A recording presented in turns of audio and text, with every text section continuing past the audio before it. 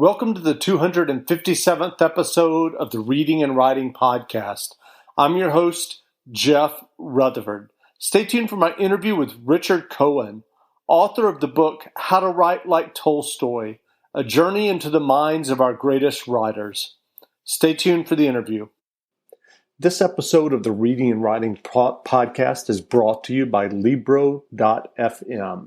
Libro.fm is the first and only company which lets you purchase audiobooks directly from your favorite local bookstore. Support your favorite local bookstore, and you can pick from more than 125,000 audiobooks, including New York Times bestsellers and recommendations from booksellers. You'll get the same audiobooks at the same price as the largest audiobook company out there. You know who I'm talking about, but you'll be part of a different story, one that supports your local bookstore. If you're new to audiobooks, they're the perfect way to get more books into your busy life. If you already love audiobooks and don't know what to listen to next, check out the recommendations and curated list from the people who know audiobooks best, your local bookseller. There's a special offer now for Reading and Writing Podcast listeners. Get 3 audiobooks for the price of one, $14.99, with your first month of membership. Just use the code RWPodcast. Again, that's Libro.fm, purchasing audiobooks from your local bookstore, and use the code RWPodcast.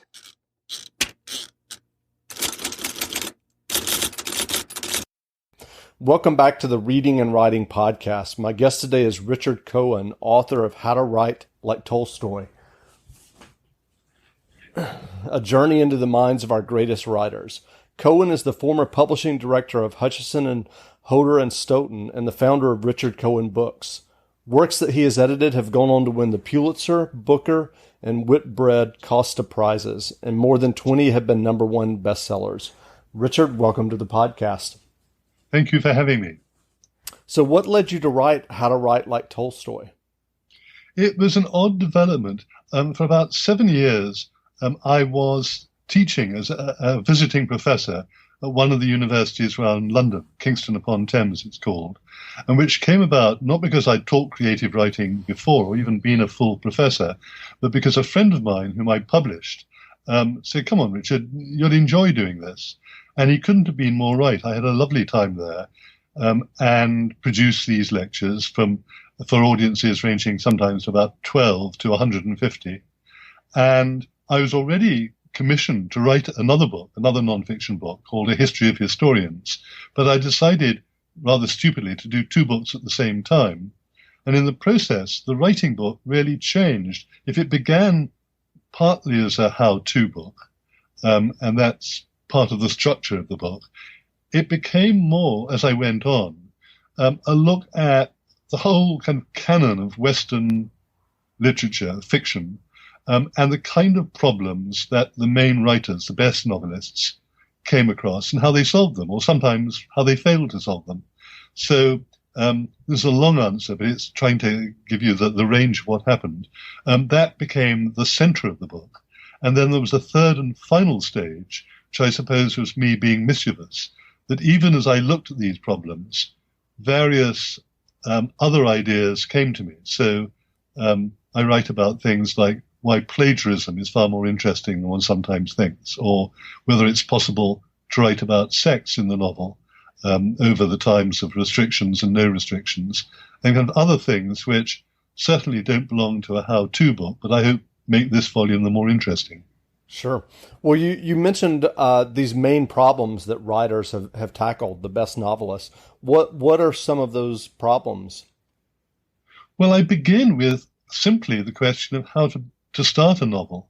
And over the centuries, it's been a continual problem. I think it's a problem for all artists, you know, whether it's the painter looking at a blank canvas or the writer thinking, well, how do I begin this? And to what extent does the first sentence or the first paragraph dictate what happens afterwards?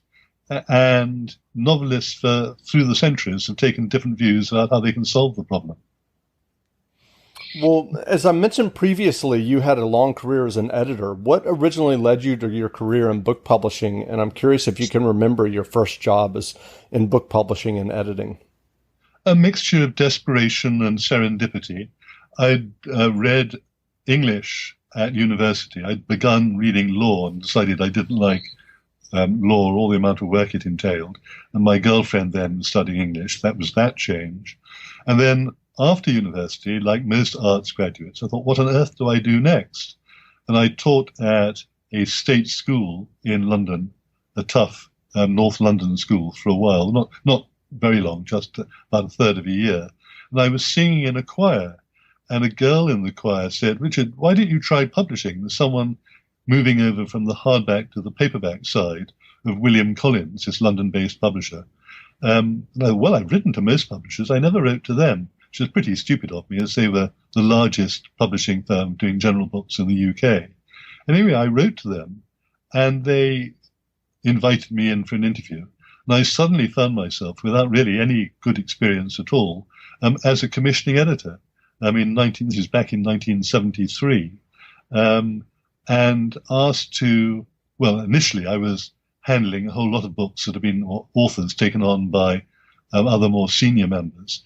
But I remember I was asked to edit the novels of Alistair MacLean, who's rather like John Grisham or Patterson now, in that all his books shot to the number one spot in the bestseller list. And that was pretty frightening because MacLean, who could be a very kind and thoughtful man, also had a problem with alcohol. And he'd often ring his publishers up when he'd had rather one too many. And I used to get summoned to attend to him in those occasions. Well, you've written an entire book about writing and the approach to writing by many authors. But if you were forced to distill your writing advice to beginning writers, are there basic writing tips that you would offer? There probably are a lot. And as you can see from the last two longish replies, I could go on and on. But then most of the pieces of advice I'd give, I'd probably contradict. So murder your darlings or cut, cut, cut. Are very good pieces of advice, but then there are times when they ought to be seriously ignored. I think one of the things I'd say is, if you give to an editor or just to a friend or an intelligent reader something you've written, and they make a suggestion you really disagree with, don't stomp off in a foul mood or curse them or whatever, because it may be that you're right, but that they have attended or something's worried them that they've not come up with the right answer to. So you ought to think, well, there's something wrong here, even if we haven't diagnosed it yet. Interesting.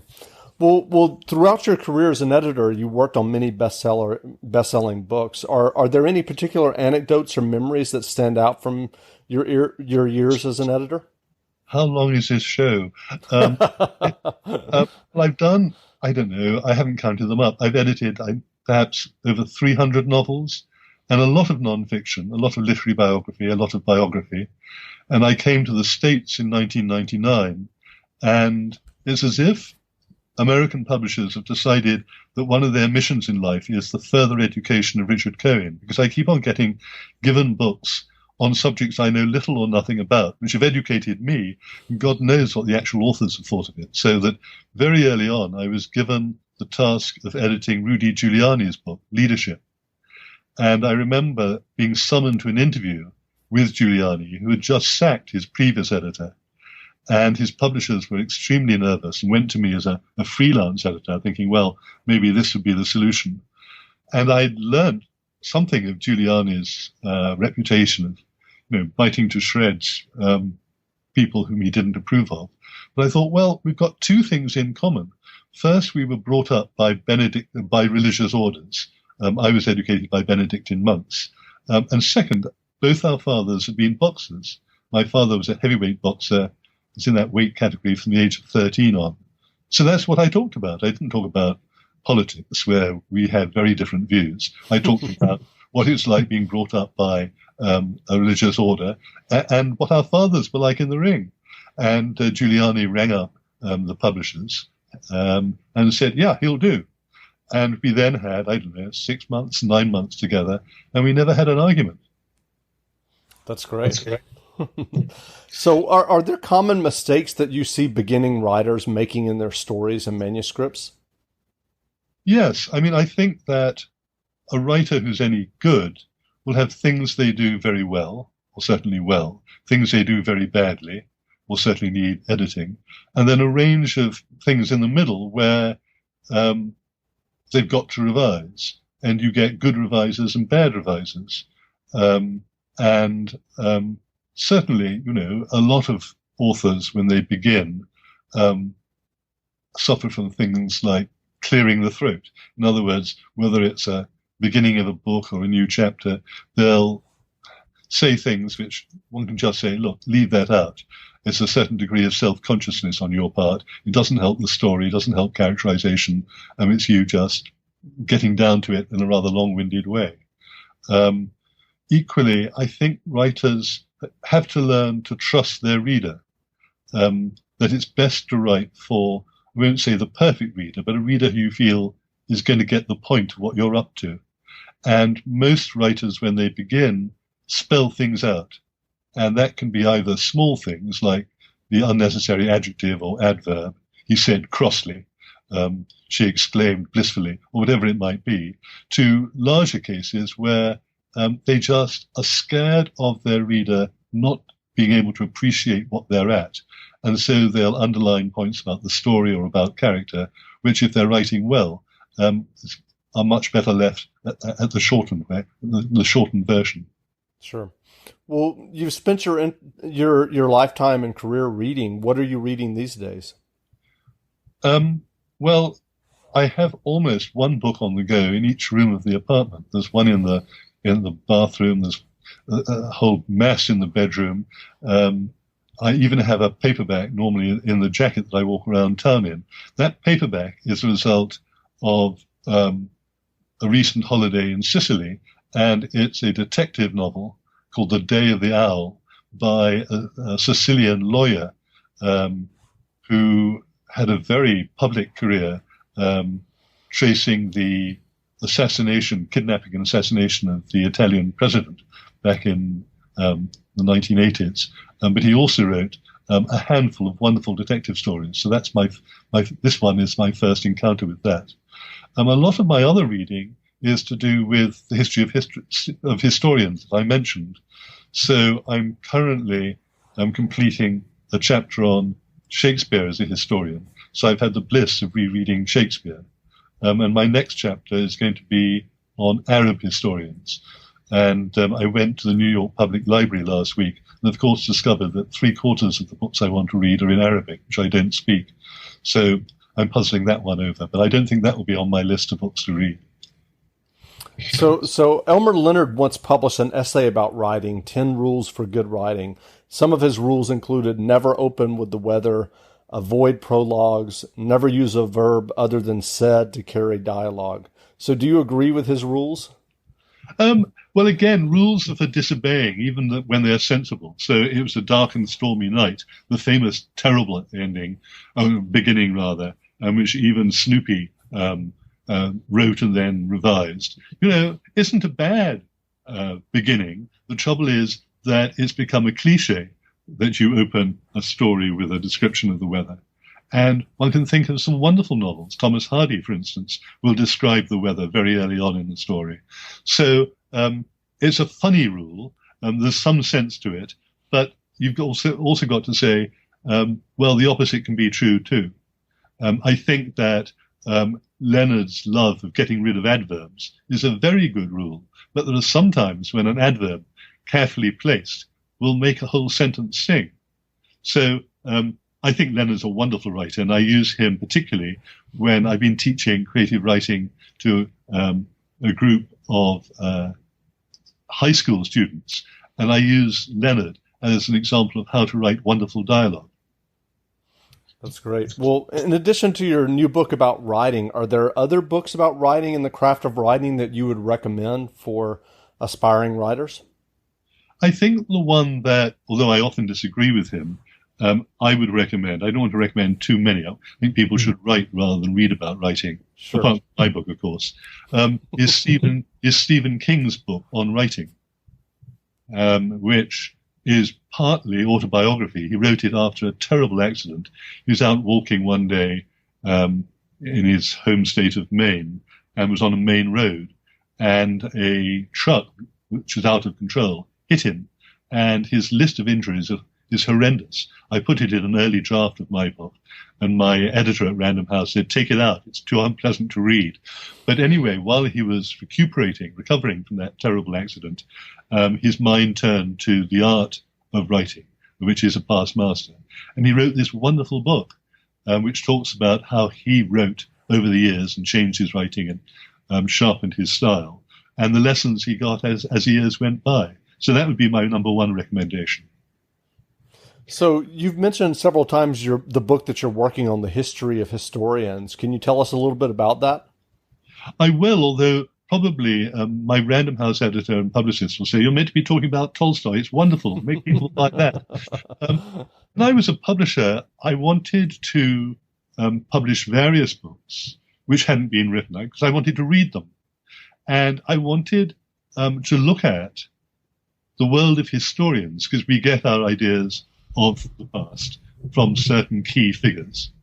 And I couldn't find a book that looked at those figures in terms of what were their agendas, what were their private love lives, their rivalries, their health concerns, their patrons, and so on. And all these things really influenced the kind of history they wrote and has come down to us. And I didn't want it to be about people with the tag historian after their name, because I felt, well, the writers of the Bible wrote hugely influential history. What were their agendas? Who were they? Particularly the Old Testament writers. Shakespeare, as I've said, people will say, well, he's not a historian, he's a playwright. But in his day, both Elizabethan and under James I, there wasn't such a hard and fast distinction. History was written by dramatists, poets, chroniclers, narrative writers, and so on. And we get a lot of our ideas about not just English history, but ancient Roman history from Shakespeare. And then, of course, going back to the novel, there are writers like Tolstoy and Balzac, even up to Solzhenitsyn, or Patrick O'Brien, or Hilary Mantel. People who get hugely widely read and form our ideas about what the past was like and what the various characters in it were like. And all those writers, as I say, had their own failings, their own prejudices. And it's been fascinating to read about them, and now I hope to write about them. Great. Well, we'll look forward to that in the future. Well, again, we've been speaking with Richard Cohen, author of How to Write Like Tolstoy, A Journey into the Minds of Our Greatest Writers. The book is available in bookstores now, so go grab a copy. And Richard, thanks for doing this interview. Thank you.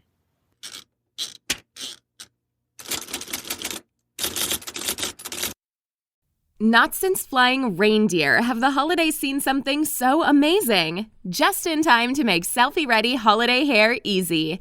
Introducing the do-it-all styling tools for glam holiday hair. The holidays are happier with glam hair.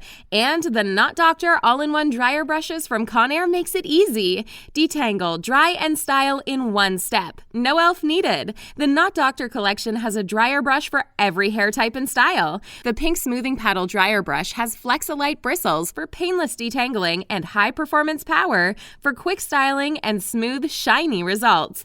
And the purple dryer brush comes with a bonus volumizing attachment to boost lift and volume at the roots. It's perfect for salon blowouts at home. And since they're ideal for every hair type and length, they make great gifts for everyone on your list who wants beautiful hair without the hassles. Shop the Knot Doctor dryer brushes at Conair.com or at your favorite retailers now.